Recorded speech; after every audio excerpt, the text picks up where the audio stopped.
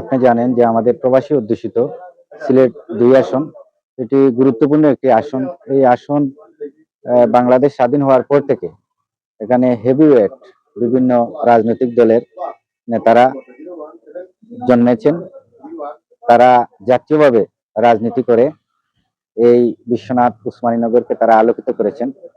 তো বর্তমানে যে আমাদের ত্রয়োদশ জাতীয় নির্বাচন, এই নির্বাচনকে কেন্দ্র করে আমরা যে বিষয়টা লক্ষ্য করছি, এখন পর্যন্ত হেভিওয়েট একজন প্রার্থী রয়েছেন আমাদের নিখোঁজ বিএনপি নেতা এবং বাংলাদেশ জাতীয়তাবাদী দলের সাবেক সাংগঠনিক সম্পাদক, আমাদেরই এই বিশ্বনাথের সন্তান জনাব এম ইলিয়াস আলী সাহেব, ওনার স্ত্রী তাহসিনা রুশদী লুনা ম্যাডাম এবং আমাদের 10 দলীয় প্রার্থী মুনতাসির আলী সাহেব এবং জামাত মনোনীত প্রার্থী অধ্যক্ষ আব্দুল হান্নান সাহেব।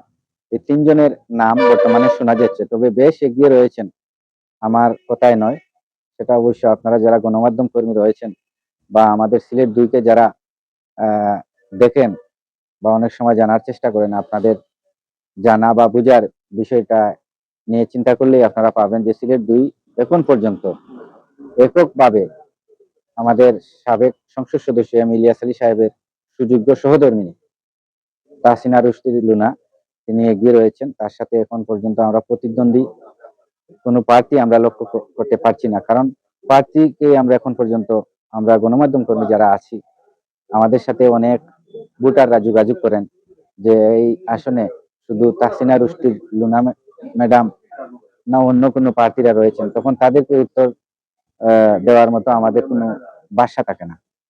তো এখানে আসলে আমাদের সবসময় একটা উৎসব মুখর পরিবেশ থাকে। ইলেকশন আসলে ভোট গ্রহণের দিন ব্যাপক উৎসাহ উদ্দীপনা নিয়ে নতুন ভোটার যারা আছে তারা উদ্দীপনা নিয়ে তারা ভোটের কেন্দ্রে গিয়ে তারা ভোট প্রয়োগ করেন।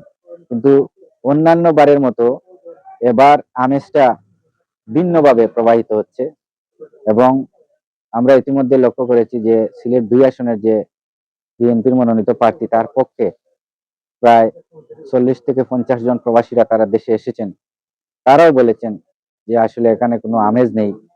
যদি জামাত এককভাবে আসতো বা ওপেন ভাবে যদি আসতো তাহলে কিছুটা হলেও আমরা উৎসবের আমেজটা আমরা পেতাম। কিন্তু এককভাবে নির্বাচন, সেটাও আমাদের সিলেট 2 আসনের যারা বাইরে রয়েছেন তারাও উপলব্ধি করতে পারছেন এবং অনেক প্রবাসীরা যোগাযোগ করেছেন যে আসার আগ্রহ থাকলেও মানে যেহেতু প্রতিদ্বন্দ্বী কোনো প্রার্থী শক্ত অবস্থানে নেই, যার কারণে তারা আর এবারের ইলেকশনে অনেকেই আসতে চাচ্ছেন না।